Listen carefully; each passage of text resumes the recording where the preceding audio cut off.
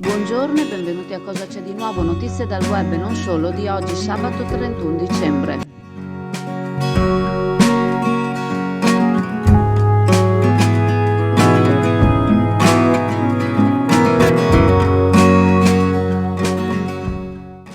Dunque, ieri sera siamo stati un pochino così a seguire proprio non online ma in presenza il consiglio comunale. Abbiamo registrato un po' interpellanze, un po' l'inizio anche del consiglio comunale vi proponiamo l'interpellanza del consigliere comunale ma anche regionale Jonathan Montanariello che in estrema sintesi chiede all'assessore ai lavori pubblici Elisabetta Griso delucidazioni sulla possibilità o meno di asfaltare via Phoenix. Via Phoenix, per chi non la conosce, è una stradina che unisce praticamente parte da strada Madonna Marina e va a congiungersi con il Lugenzo. Ecco. Il Allora, protocollo in prevederà descrizione tamponi, troverete isolamento e il link sequenziamento, misure per dell'interpellanza, qui appunto proteggersi mi dal piacerebbe diffondersi ottenere di delle varianti. A spiegazioni Malpensa sono già stati dal legislatore identificati perché 11 questa è una individui questione provenienti dalla Cina risultati e positivi potrete e farvi ora si sta un'idea. sequenziando il Allora vi virus. permetto, L'elenco dei oltre a prendere in passeggeri mano, provenienti ma dalla che Cina non transitati negli aeroporti una veneti sarà volta fornito all'azienda il sanitaria, sottoscritto con mentre qualche negli anno di aeroporti meno verranno era al attivati punti consiglio tampone. comunale e praticamente anche il sottoscritto ha cercato di dare una risposta a quei residenti perché in quella strada appunto non è asfaltata e ci sono tutta una serie di problemi.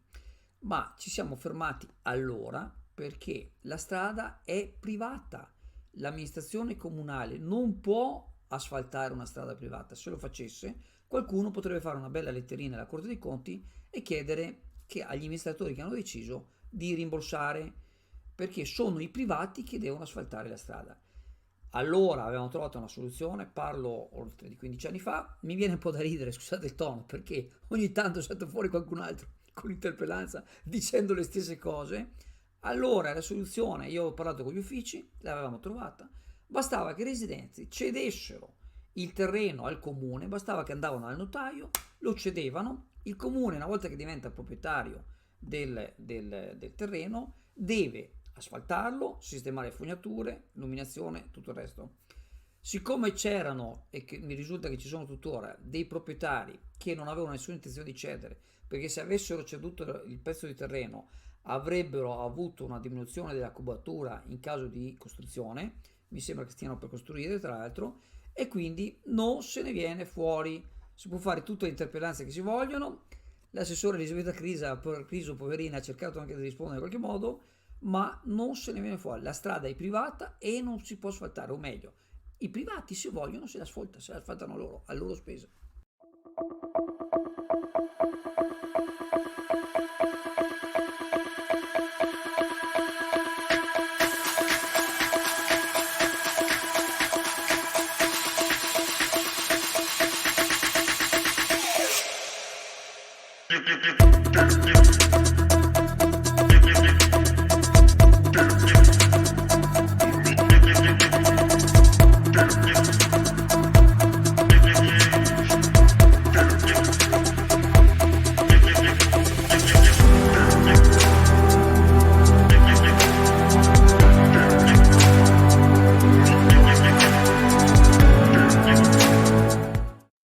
Sulla questione del calo della natalità al punto nascite di Chioggia è intervenuta la consigliera Donà, da poco nominata consigliere delegato alla sanità e all'ospedale di Chioggia.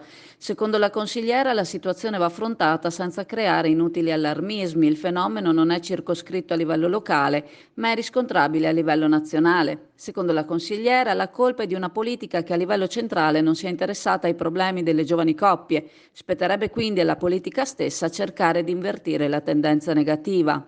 La delega che le è stata affidata ha permesso di intraprendere un percorso di collaborazione e confronto con l'azienda sanitaria, che ha permesso, durante un incontro tenutosi a inizio dicembre, un confronto sulla situazione territoriale ospedaliera in tema sanità, portando a galla alcune criticità, ma confermando la volontà dell'amministrazione di tutelare il futuro dell'ospedale, ma anche di cercare di creare le condizioni per cui una giovane coppia possa serenamente decidere di avere dei figli nel nostro comune.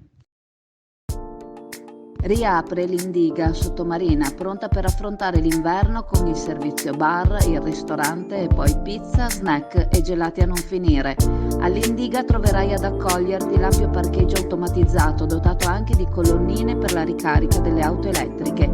All'Indiga lo staff ti aspetta per servirti al meglio a partire dalle 7.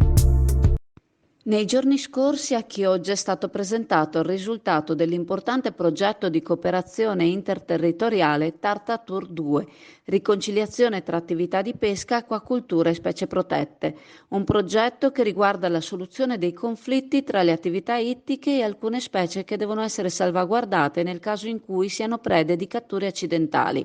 Il progetto è stato studiato in sinergia con 4 flag italiani e finanziato dal FEAMP 2014-2020 per salvaguardare ambiente, fauna e flora ittiche, oltre che gli operatori del settore, i pescatori che vengono eletti veramente a sentinelle del mare.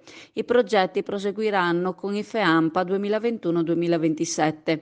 Flag capofila l'Emilia Romagna, incordata al flag veneziano, il flag GAC Chioggia Delta Po e il flag GAC Friuli Venezia Giulia, e tema le interazioni tra le attività di pesca professionale e la tutela delle aree di riproduzione di alcune specie protette per le coste romagnole, venete e friulane. Svolto in collaborazione scientifica con il Dipartimento di Biomedicina Comparata e Alimentazione dell'Università di Padova, il studio fornisce indicazioni sulla procedura da adottare in caso di cattura accidentale delle specie protette, specificando possibili soluzioni operative e sistemi di valutazione del danno provocato dagli attrezzi da pesca. L'incontro è stato organizzato dal presidente del FLAG GAC Chioggia, Marco Spinadin, di concerto con il sindaco Mauro Armelao, e ha visto la partecipazione anche di esperti e ricercatori del settore. Allora, siamo alla Camera, Pescheria della Camera, qua ai saloni, e la Camera ha deciso di iniziare il servizio di pulizia del pesce. È assolutamente obbligatorio la prenotazione per la pulizia del pesce. Se qualcuno giustamente vuole prima venire a vedere il pesce, voi sapete che qua avete il prezzo, avete la qualità, per la pulizia passa magari il pomeriggio o passa più tardi. La prenotazione si chiede almeno il giorno prima e al numero WhatsApp 334 6698 158. Vi ricordiamo che venire qui in pescheria è comodissimo, c'è un ampio parcheggio, quindi diciamo evitate qualsiasi tipo di stress. Un buongiorno a tutti e bentrovati alle previsioni meteo con Chioggia Azzurra. Dunque signori, siamo in avvio di una nuova espansione dell'anticiclone subtropicale che naturalmente rimonterà in sella più forte di prima dalle ore centrali di oggi fin verso buona parte di Epifania. Questo è quello che almeno i modelli stanno suggerendo ai vari previsori.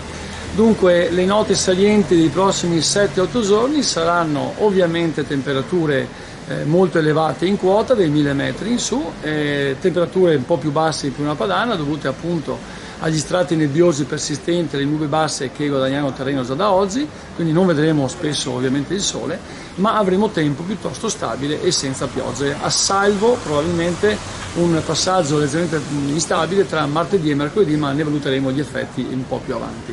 Quindi l'inverno si prende un'ulteriore pausa, devo dire che non è ancora iniziato, quindi niente neve, né pochissime precipitazioni, e anzi con queste temperature il manto nevoso tenderà a liquefarsi, diciamo, a quote anche abbastanza elevate, rendendo anche il manto nevoso stesso molto instabile, specie in quota. Quindi attenzione alle valanghe nei prossimi giorni per chi andrà a sciare. Per quanto riguarda la notte ventura, sicuramente non avremo precipitazioni, probabilmente anche delle nebbie che insisteranno verso la tarda nottata mattinata di domani domenica, in un contesto appunto molto asciutto.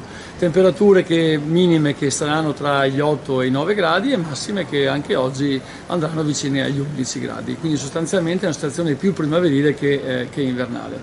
Un anticiclone ancora molto attivo che non sappiamo appunto quando terminerà. Ma questa è la costante degli ultimi anni e anche quest'anno non sembra appunto cambiare. Con questo vi saluto, però nel frattempo vi auguro anche una buona fine e un buon inizio, che sia un anno buono per tutti. Ciao!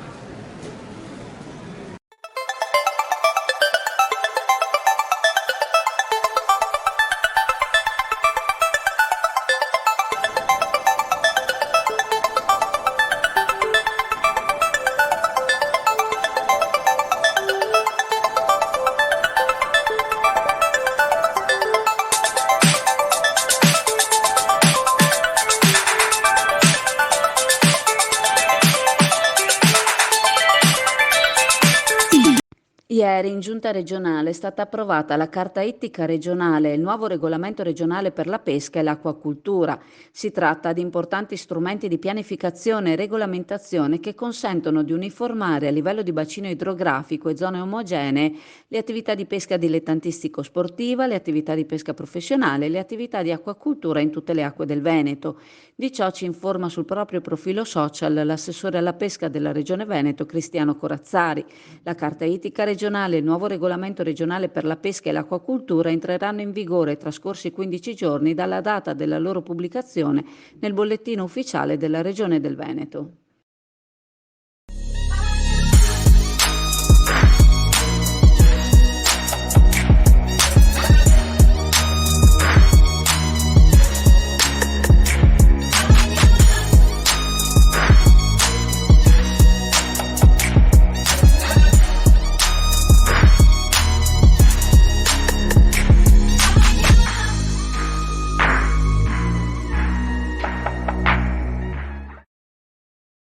Corteo dei Re Magi si chiama il presepe vivente che il giorno 7 gennaio sfilerà in costume tra le vie di Adria a partire dalle 17:30. Si tratta del 10° anniversario dell'evento organizzato dalla Fondazione Franceschetti e di Cola, nella figura della segretaria della Fondazione, Lucia Tiozzo, la quale organizza e crea con le proprie mani questo suo magico mondo natalizio per portare la luce di Betlemme lungo il corso di Adria, in una società, a suo dire, in cui prevale individualismo e attaccamento alle cose di poco valore. Secondo Tiozzo si tratta di tradizioni da mantenere che giovano a chi partecipa e a chi guarda. Il corteo prevede la partecipazione di vari personaggi, oltre alla Sacra Famiglia e ai Re Magi. Ci sarà un angelo, i pastori, le guardie romane, i contadini e tanto altro. Il corteo, dopo aver portato i doni dei magi al presepe offerto dalla Proloco, tornerà in sede, dove sarà offerto panettone e vin brûlé a tutti i presenti. La sede si trova in via Cavallotti, ricoperta da una cascata di luci. Al suo interno si trova la casa di Babbo Natale, che si può curiosare dalle finestre e che viene addobbata da 6 anni. Quest'anno custodisce al suo interno le opere dell'artista Maura Mattiolo.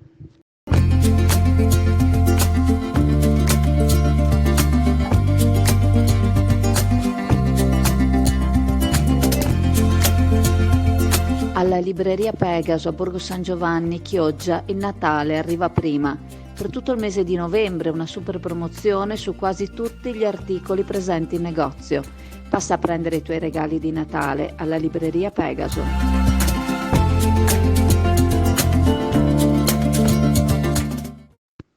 Ti piacciono le lingue straniere? Ami viaggiare e conoscere nuove culture? Allora il liceo linguistico è l'indirizzo che fa per te. Avrai la possibilità di svolgere visite di istruzione stage linguistici all'estero, come le nostre quarte che quest'anno andranno a Salamanca in Spagna, mentre le terze si recheranno a Würzburg e le seconde a Malta. Potrai vivere esperienze di PCTO, percorsi per le competenze trasversali e orientamento, coinvolgenti e interessanti, a contatto con il territorio, in collaborazione con il Forte San Felice, la Marciliana, il Museo Diocesano di Chioggia e altri enti. Avrai l'opportunità di conseguire le certificazioni linguistiche in tutte le lingue studiate, inglese, tedesco, spagnolo, rispettivamente Trinity, Goethe Institute, DELE, e partecipare a progetti innovativi e interattivi come il Key View Clima, che favorirà il contatto e il confronto con studenti di altre scuole, in un clima dinamico e interattivo, il tutto naturalmente condito da un'ottima formazione umanistica e scientifica che ti permetterà di operare qualsiasi scelta per il tuo futuro in ambito lavorativo e universitario. Che aspetti? See you soon! Ricordandovi che la farmacia di turno oggi, sabato 31 dicembre, è la nuova farmacia in via San Marco a Sottomarina, vi ringrazio, vi saluto e se volete ci vediamo in negozio, alla cartoleria Pegaso a Borgo San Giovanni. Ciao a tutti!